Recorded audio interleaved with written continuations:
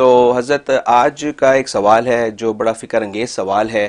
اگر ہم اسلام کی تاریخ کو جب دیکھتے ہیں تو سامنے آتا ہے کہ 1867 سے پہلے کوئی دیوبندی نہ تھا, 1897 سے پہلے کوئی بریلوی نہ تھا, سن 250 ہجری تک کوئی حنبلی نہیں تھا, سن 200 ہجری تک کوئی مالکی شافی نہیں تھا, سن 150 ہجری تک کوئی حنفی نہیں تھا, یہاں تک کہ 11 صدیاں گزر گئیں اور کوئی روحانی سلسلہ وجود میں نہیں تھا. یہ سارے سلسلے جو ہیں طریقت کے سلسلہ چشتیہ اور سہروردیہ, قادریہ, نقشبندیہ, یہ سب بعد میں وجود میں آئے. اور تو اور جب نبی کریم صلی اللہ علیہ وسلم کی وفات کا وقت آیا اور اس وقت دین, شریعت اور ہمارا قرآن پاک مکمل ہو چکا تھا, اس وقت کوئی شیعہ اور سنی نہ تھا. لیکن آج یہ سب لوگ موجود ہیں اور اصل اور سچے مسلمان نظر نہیں آتے. یہ اس کی کیا وجہ ہوئی ہے؟ بہت زوردار سوال ہے. بقیہ ویڈیو دیکھنے سے پہلے ویڈیو کو لائک کریں, رحم ٹی وی چینل کو سبسکرائب کریں اور بیل آئیکن پر کلک کریں. شکریہ. بھائی دیکھو, نبی کریم صلی اللہ علیہ وسلم کا زمانہ جب تھا تو کوئی جو ہے وہ شیعہ سنی نہیں تھا. تو وہ زمانہ پھر آپ لے آئیں تو پھر بھی کوئی شیعہ سنی نہیں ہوگا. اللہ, ہم عہد کرتے, وعدہ کرتے ہیں, نبی والا زمانہ لے آئیں دوبارہ تو کوئی شیعہ سنی نہیں ہوگا. اور یہ ہوگا ایسے, وہ وقت آئے گا کہ ایک زمانے میں نبی ہوگا جب ہے تو کوئی شیعہ سنی نہیں ہوگا. اچھا, کیونکہ یہ تو نص قطعی ہے نا. حضرت عیسیٰ علیہ السلام نے آنا ہے. بالکل. اور حضرت عیسیٰ علیہ السلام نے نبی کریم صلی اللہ علیہ وسلم کا نائب بن کے یہاں پہ گویا کہ اشاعت دین اور دفاع اسلام کرنا ہے. تو ان کے زمانے میں شیعہ سنی ہوگا ہی کوئی نہیں. اللہ, نہ کوئی دیوبندی بریلوی ہوگا, سب ایک جو ہے عیسیٰ علیہ السلام کے پرچم کے نیچے ہوں گے. تو زمانہ نبوت میں اگر یہ چیزیں نہیں تھیں اور وہ زمانہ نبوت کا نظارہ دوبارہ دہرا دیا گیا پھر بھی کچھ نہیں ہوگا. سبحان اللہ, سبحان اللہ. کیونکہ دیکھو جب آفتاب ہوتا ہے, آفتاب ہوتا ہے تو پھر تو کوئی جھگڑا ہی نہیں, ہر چیز روز روشن کی طرف واضح ہے. تو جھگڑا تو تب شروع ہوتا ہے جب روشنی نہیں ہوتی, آفتاب روشن نہیں ہوتا تو پھر انسان چراغوں سے لے کے کونے قدرت میں چیزیں ڈھونڈتا ہے نا. کوئی کہتا مجھے مل گئی, کوئی کہتا نہیں ملی. تو جب زمانہ نبوت کا آفتاب روشن تھا تو شیعہ سنی کیوں بننے تھے, بریلوی دیوبندی کیوں بننے تھے, کوئی اختلاف کیوں ہونا تھا؟ کیونکہ آفتاب خود موجود ہے, سب اس سے روشنی لے کے منزل پہ پہنچ رہے ہیں. اگر کوئی پرابلم ہو رہا ہے آفتاب نبوت سے پوچھ رہے ہو کہ یہ کر لو, کر رہے ہیں. لیکن اس کے باوجود بھی آفتاب نبوت کے ہوتے بھی صحابہ میں جب آپس میں نظریاتی اختلاف ہوا اور نبی نے اس کو ایکسپٹ کیا, صحابہ میں اختلاف ہوا اور دو صحابہ کی جماعت ایک دفعہ بنی کہ جب نبی کریم صلی اللہ علیہ وسلم نے فرمایا کہ تم جب فلاں قبیلہ بنی ساعدہ میں جا کر عصر کی نماز پڑھو, یہ کہا.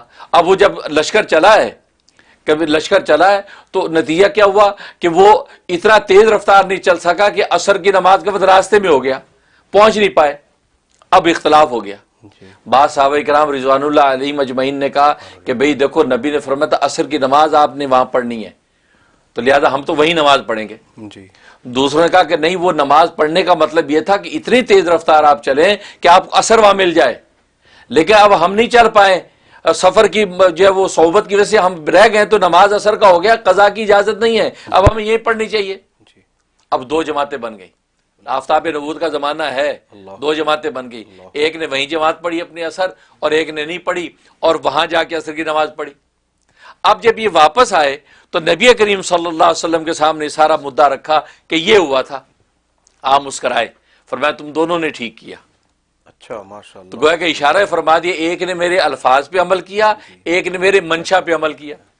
جو الفاظ سے کہ اثر وہاں پڑھنی ہے تو انہوں نے الفاظ پہ عمل کیا, تو انہوں نے بھی ٹھیک کیا. اور دوسرا میرا منشا سمجھ گئے کہ اتنا تیز چلنا چاہیے تھا کہ اثر وہاں ملتی نہیں چل سکے تو قضا کرنے کی اجازت نہیں تھی, تو ہم نے بھی ٹھیک کیا. تو نبی نے دونوں کی تسبیح فرمائی. اس سے پتہ چلتا ہے کہ دین پر عمل کرنے کی نیت سے, سچی نیت دین پہ عمل کی ہو, دین سے فرار کی نیت نہ ہو, تو اتباع دین کی نیت ہو, پھر آپ نظریاتی اختلاف کر کے کسی موقع پہ پہنچیں تو نبی نے زندگی میں بتا دیا کہ یہ میرے لیے قابل قبول ہے. سبحان اللہ, بالکل واضح. لہذا بعد کے جتنے سلسلے بنے ہیں, مالکی ہے, حنفی ہے, شافعی ہے, حنبلی ہے, یہ تو دین کی اتباع کی نیت سے یہ سلسلے بنے ہیں. فرار دی فرار من الدین کے لیے نہیں بنے، سبحان اللہ، اتباع دین کے لیے بنے ہیں، اور نبی زندگی میں یہ سرٹیفکیٹ دے گئے ہیں کہ اتباع دین کی نیت سے جو ایسے اختلاف کرے گا وہ سارے کے سارے میری نظر میں صحیح ہیں۔ زبردست زبردست حضرت، ماشاء تو لہٰذا یہ کہنا کہ یہ دیوبندی بریلوی کہاں سے بن گئے، یہ تو ناسمجھی کی بات ہے۔ یہ تو میں نے کہا نا، جیسے زمانہ دور ہوگا تو چیزیں سامنے آئیں گی، کیونکہ آفتاب نبوت ہے نہیں۔ اب ایک حدیث آئی، اسی دیکھ دوسری حدیث آ گئی، اب اختلاف کھڑا ہو گیا، کریں کیا؟ اب چھوٹی سی مثال ہے، ایک حدیث آئی کہ نبی کریم صلی اللہ علیہ وسلم کے بعد ایک شخص آیا کہ میں روزے کی حالت ہے کہ روزے کی حالت میں اپنی بیوی کو بوسہ دے سکتا ہوں؟ آپ نے فرمایا کہ نہیں، اجازت نہیں ہے، منع کر دیا۔ دوسرا ایک شخص آیا، اس سے جب پوچھا، آپ نے کہا اجازت ہے۔ اب دو الگ الگ حدیثیں آ گئیں۔ اب جب حدیث آگے پہنچی، اب نبی کریم صلی اللہ علیہ وسلم کی ذات عالی تو ہے نہیں کہ آپ سے ویریفائی کر لیا جائے کہ کیا کریں، ہے تو نبی کریم صلی اللہ علیہ وسلم موجود نہیں۔ اب مجتہد اجتہاد کر رہا ہے کہ یار کیا مطلب ہے، تو نتیجہ یہ نکالتا ہے مجتہد اصل میں جس کو منع کیا تھا وہ جوان آدمی تھا، اور جوان آدمی اگر بیوی کا بوسہ لے گا، ہو سکتا ہے کہ وہ فرتے جذبات کے اندر مزید آگے نہ بڑھ جائے اور اپنی عبادت فاسد کر بیٹھے۔ اور دوسرے جس کو اجازت دی وہ بوڑھا آدمی تھا، اور بوڑھے سے ایسی توقع نہیں تھی، اس کو آپ نے بوسے کی اجازت دے دی۔ اس کا مطلب یہ ہوا کہ دیکھو اب نبی کریم صلی اللہ علیہ وسلم کے منشا کو فقہ نے وہ جو ہے تطبیق کیا گیا، اس کا یہ مطلب، اس کا یہ مطلب۔ تو یہ ہوتا جیسے آپ کی ذات موجود نہیں ہے تو اختلاف ہونا فطری عمل ہے۔ اور پھر دوسری بات یہ ہے کہ نبی کریم صلی اللہ علیہ وسلم کے زمانے میں جو منصوص مسائل تھے، جو نبی کے یا قرآن سے نص قطعی سے چلے آ رہے ہیں، اس میں تو کسی کا اختلاف آج تک نہیں ہے۔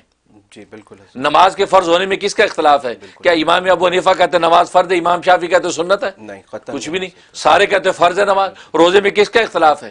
کسی کا۔ تو نصوص قطعیہ میں کوئی اختلاف نہیں۔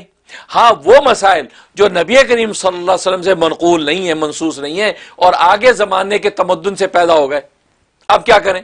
اب ہوائی جہاز پہ نماز کا مسئلہ آج کھڑا ہو گیا، اب کیا کریں؟ نبی کے زمانے میں تو ہوائی جہاز کا تصور نہیں ہے، اب ہوائی جہاز پہ نماز ہوتی ہے کہ نہیں، کیا کریں؟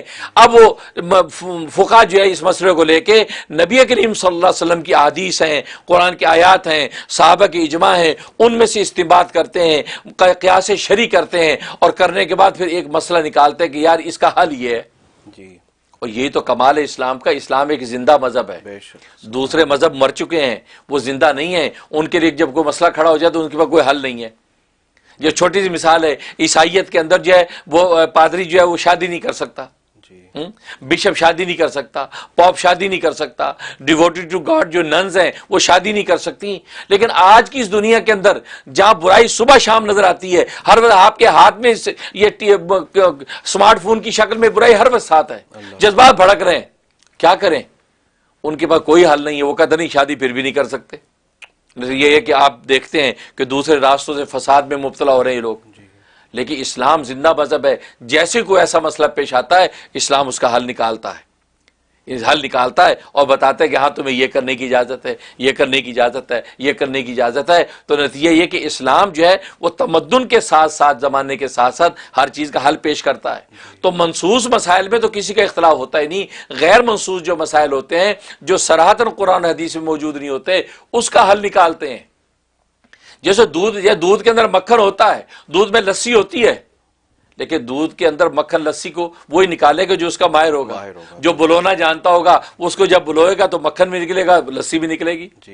تو بالکل اسی طریقے سے یہ فقہ اربعہ جو ہے، امام ابو حنیفہ، امام مالک، امام شافعی، امام احمد بن حنبل، یہ وہ فقہ ہیں کہ جو پھر اس میں سے قرآن سنت کے دودھ میں سے یہ نکالتے ہیں لسی اور مکھن، اور مکھن نکال کے امت کے سامنے پیش کر دیتے ہیں، اور امت کے سارے مسائل حل ہو جاتے ہیں۔ سبحان اللہ۔ ورنہ کوئی بھی جواب دے دے کہ جی نبی پاک صلی اللہ علیہ وسلم کی قرآن حدیث پہ آپ کو اعتماد ہے، تو ثابت کر دے کہ بھینس کا گوشت کھانا حلال ہے کہ حرام ہے، بھینس کا دودھ حلال ہے کہ حرام ہے، چنے کی دال کھانا حلال ہے کہ حرام ہے، یہ چائے صبح شام پیتے ہیں، یہ حلال ہے حرام ہے، قرآن اور حدیث سے دکھائے۔ کوئی مائی کا لال نہیں دکھا سکتا۔ یہ تو فقہ کا کمال ہے کہ زمانے کے ساتھ ساتھ اس پہ قیاس شرعی اور استنباط کر کے انہوں نے مسائل کا حل پیش کیا۔ جی بالکل۔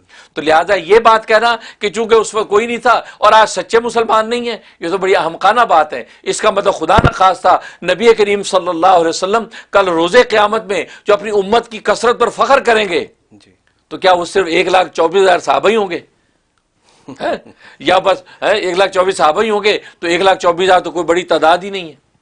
جبکہ موسیٰ علیہ السلام جیسے پیغمبر کثرت تعداد واقع معراج میں دیکھ کے حیران ہو گئے تھے کہ یہ نوجوان کتنا آگے نکل گیا, اتنی امت اس کی. تو وہ قیامت تک آنے والے لوگ ہوں گے نا. سبحان اللہ سبحان اللہ. تو کیسے کثرت بنے گی؟ تو آپ تو پھر اس کا مطلب صحابہ تک دین کو محدود کر دیا, باقی سارے کے سارے کہ آپ کہہ رہے کوئی سچا مسلمان ہی نہیں ہے. بھائی سارے سچے مسلمان ہیں, آپ کی نگاہ لگتا سچی نہیں ہے تبھی آپ کو کوئی سچا نظر نہیں آتا. زبردست جواب ہے. چشمہ جس رنگ کا پہنو اسی رنگ کا نظر آتا ہے.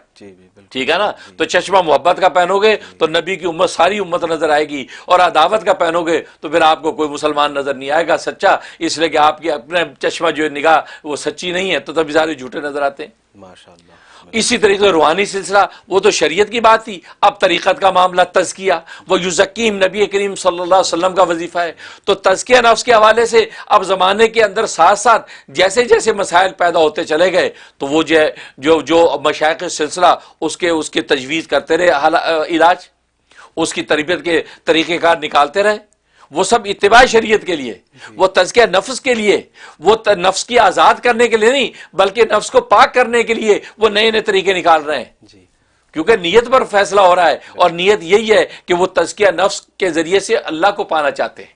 ٹھیک ہے. لہذا سلسلے بن گئے, اور پھر سلسلوں کے نام جو ہے, نام بننے سے آپ کو اجنبیت فیل ہو رہی ہے. سلسلہ چشتیہ بن گیا, قادریہ بن گیا, سلسلہ جو ہے وہ نقشبندیہ بن گیا, سوروردیہ بن گیا, شاذلیہ بن گیا, یا حنفی بن گئے, شافی بن گئے, مالکی بن گئے. بھائی یہ سارا کا سارا اس وقت نبی کریم صلی اللہ علیہ وسلم کے زمانے میں موجود ہے, آپ کے صحابہ کی زندگی میں موجود تھا. ہاں اب اس کو کر کے مدون کر دیا ہے. اب امام اعظم ابو حنیفہ کی جو فقہ ہے وہ صحابہ میں موجود تھی. بالکل وہ انہی صحابہ کی اس فقہ کو لے کے آپ نے فقہ حنفی مدون کر دی. بالکل. عبداللہ ابن مسعود رضی اللہ تعالیٰ کی فقی جتنی استنباطات اور حقائق وہ ساری جمع کر دی ہے. بالکل ٹھیک ہے. وہ فقہ موجود تھی, نام اس کا فقہ حنفی اس لیے بن گیا کہ امام ابو حنیفہ نے اس کو جو کیا ہے وہ مدون کیا. امام شافی ہے, شافی فقہ بن گئی, امام شافی نے اس کو مدون کیا. مالکی فقہ بن گئی. تو نام سے تو حقیقت تو نہیں بدلتی, نام بدل جائے تو اسے حقیقت تو نہیں بدلتی. حقیقت تو وہی ہے جو حقیقت جو اس وقت حقیقت شریعت نبی کے زمانے میں موجود تھی وہی آگے آ رہی ہے, اور مختلف اسکول آف تھاٹ کے نام سے بطور پہچان کے. اور یہ نام اللہ پہچان کے طور پہ دیتا ہے, یہ پہچان ہے. خود قرآن میں بھی اللہ تبارک و تعالیٰ نے فرمایا کہ یہ قبیلے خاندان میں نے پہچان کے لیے بنائے. تو پہچان کے لیے چیزیں ہیں, لیکن حقیقت یہ ہے کہ یہ سب کا سب موجود. تو اگر آپ یہ کہتے ہیں کہ آج سچا مسلمان کوئی نہیں ہے اور زمانے میں کوئی نہیں تھا, تو پھر نبی کے زمانے سے پہلے چلے جائیں تو پھر تو مسلمان بھی کوئی نہیں تھا. اور بلکہ اس وقت یہودی عیسائی تھے, یہودی عیسائی سے آگے چلے جائیں. پھر یہودی عیسائی کا جھگڑا بھی کیوں کرتے ہیں؟ یہودی عیسائی حضرت موسیٰ سے پہلے یہودی عیسائی بھی نہیں تھے. ٹھیک ہے نا. تو پھر آپ اس سے آگے چلے جائیں. بابا آدم کے زمانے میں تو کوئی کچھ بھی نہیں تھا, نہ یہودی نہ عیسائی نہ ہندو نہ مسلمان. لہذا بابا آدم کے زمانے والا دین لے آؤ نا. جی بالکل بالکل اوریجنل ہوگا, اوریجنل ہوگا بالکل اوریجنلی ڈھونڈ. تو آپ جتنا آگے چلتے چلے جائیں گے تو پھر تو آگے کچھ بھی نہیں ہوگا. تو اس سے پھر آگے چلے جائیں, آگے کیوں نہیں جاتے آپ, وہاں سٹاپ کیوں کر رہے ہیں؟ یہودی عیسائی مسلمان والا ٹنٹا بھی ختم کرے نا اور آگے چلے جائیں. تو اس لیے یہ ساری ہے یہ خام خیالیاں ہیں, یہ اصل میں فرار من الدین, دین سے بھاگنے کے راستے ہیں, دین پر عمل کرنے کا جذبہ نہیں ہے. لہٰذا دوسرے راستے نکالنے کی کوشش کرتے ہیں لیکن نکل نہیں پائیں گے. انشاءاللہ علماء